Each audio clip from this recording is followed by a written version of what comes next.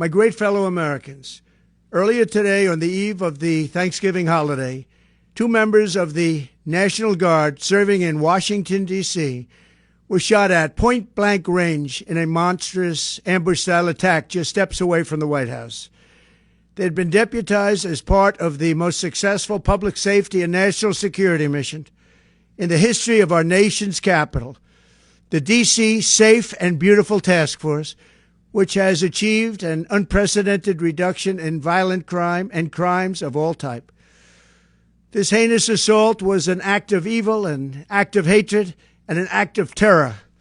It was a crime against our entire nation. It was a crime against humanity. The hearts of all Americans tonight are with those two members of the West Virginia National Guard and their families. The love of our entire country is pouring out for them, and we are lifting them up in our prayers. As we are filled with anguish and grief for those who were shot, we're also filled with righteous anger and ferocious resolve. As President of the United States, I am determined to ensure that the animal who perpetrated this atrocity pays the steepest possible price. I can report tonight that, based on the best available information, the Department of Homeland Security is confident that the suspect in custody is a foreigner who entered our country from Afghanistan, a hellhole on earth. He was flown in by the Biden administration in September 2021 on those infamous flights that everybody was talking about. Nobody knew who was coming in. Nobody knew anything about it. His status was extended under legislation signed by President Biden, a disastrous president, the worst in the history of our country. This attack underscores the single greatest national security threat facing our nation. The last administration let in 20 million unknown and unvetted foreigners from all over the world, from places that you don't want to even know about. No country can tolerate such a risk to our very survival. An example is Minnesota, where hundreds of thousands of Somalians are ripping off our country and ripping apart that once great state. Billions of dollars are lost, and gangs of Somalians come from a country that doesn't even have a government, no laws, no water, no military, no nothing, as their representatives in our country preach to us about our Constitution and how our country is no good. We're not going to put up with these kind of assaults on law and order by people who shouldn't even be in our country.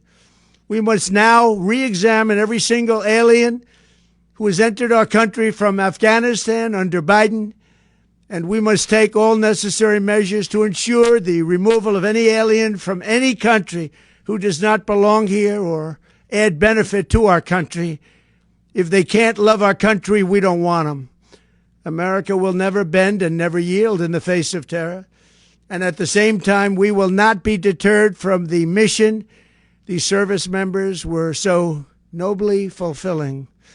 That is why tonight I can announce that I have directed the Department of War to mobilize an additional 500 troops to help protect our capital city.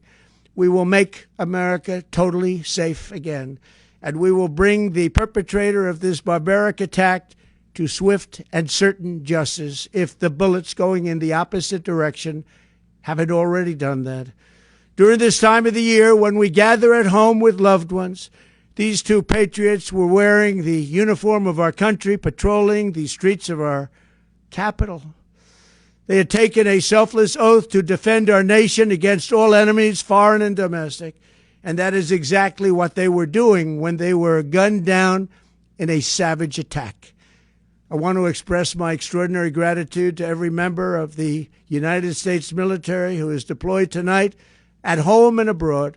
I also want to thank the Secret Service and the D.C. Metropolitan Police Department for their work today.